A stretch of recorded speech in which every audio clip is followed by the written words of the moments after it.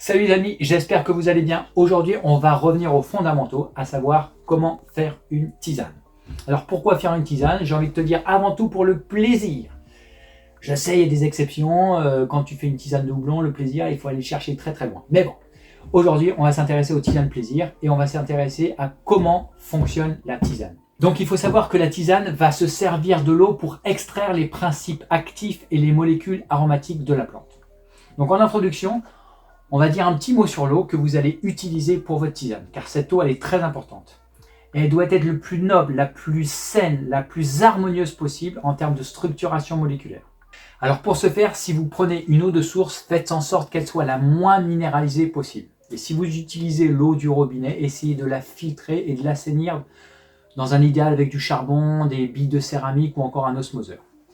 Ensuite, lorsque vous avez votre eau, vous allez essayer de lui donner de l'énergie. Donc vous pouvez par exemple la placer au soleil pour capter l'énergie solaire. Vous pouvez essayer de créer un vortex avec votre bouteille. Oui, magnifique celui-là. Vous pouvez la placer sur une fleur de vie pour utiliser la puissance des ondes de forme ou tout autre élément qui lui renverra de l'amour. Comme par exemple écrire amour ou gratitude sur la bouteille d'eau. Car oui, votre eau, tout comme vous, a besoin d'amour. Alors maintenant que vous avez une eau qui rayonne, vous allez pouvoir la chauffer au gaz ou à la plaque électrique dans du verre ou dans de l'inox. Non, pas au micro-ondes. Le micro-ondes, c'est poubelle, ok? Alors il existe 3 procédés pour préparer votre tisane. L'infusion, la plus classique, la décoction et la macération aqueuse. Alors l'infusion, si on regarde l'origine latine, ça nous vient de un, dedans, et fondere, qui signifie verser. Donc vous allez mettre votre quantité de fleurs et de feuilles dans le volume d'eau souhaité. La plupart du temps, ça va être des plantes sèches, bien entendu, mais vous pouvez aussi le faire avec des plantes fraîches. Après, il faut savoir qu'elles seront moins concentrées, donc il faudra un petit peu plus les infuser. Donc par exemple, vous allez mettre une grosse cuillère à café dans un bol. On va chauffer l'eau jusqu'à ce qu'elle frémisse, donc on sera aux alentours des 80 degrés. Et dès que l'eau frémit, on éteint. Si vous voulez mettre les plantes à ce moment-là, vous pouvez le faire, ça marche aussi. Ensuite, on va couvrir pour éviter que les composés volatiles ne s'échappent et on va laisser infuser 5-6 minutes pour les fleurs qui peuvent être vues comme un petit peu plus fragiles, délicates. Plutôt 10 minutes pour les feuilles et on pourra même pousser 15 minutes pour certaines d'entre elles. Donc fleurs et feuilles se prêteront parfaitement à l'infusion. Et enfin, on filtre dans une passoire ou un chinois et on consomme chaud ou froid, plutôt dans la journée dans un idéal. Durant cette infusion, la plante, grâce à l'eau, va se réhydrater, se recoloriser comme si elle reprenait vie après une hibernation. Et nous allons donc pouvoir pleinement profiter de cette énergie, de cette information dont l'eau sera le vecteur. Donc ensuite, on a la décoction qui vient du latin decocere, qui signifie une action de faire bouillir un liquide. Donc là, même principe, on va mettre la quantité dans le volume d'eau souhaité.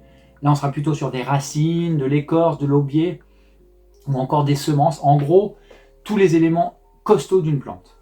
On va prendre par exemple une petite cuillère à café pour un bol, on va porter à ébullition, donc on est au-delà des 100 degrés, et on va laisser 5 à 15 minutes sur le feu, parfois plus, mais toujours à couvert. Ensuite, on pourra laisser infuser quelques minutes pour laisser un peu l'eau descendre en température. On filtre et on boit.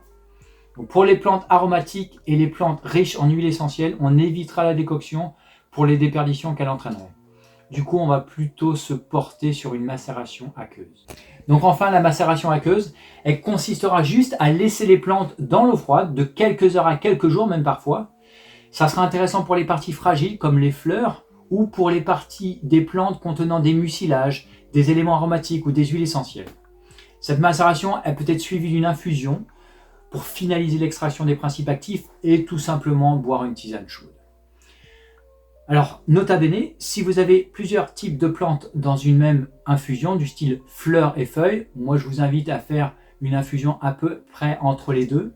Et si vous avez des éléments séparés, comme je sais pas, de la racine de pissenlit ou de la feuille d'artichaut, vous pouvez faire par exemple une petite décoction de 5-10 minutes avec la racine de pissenlit.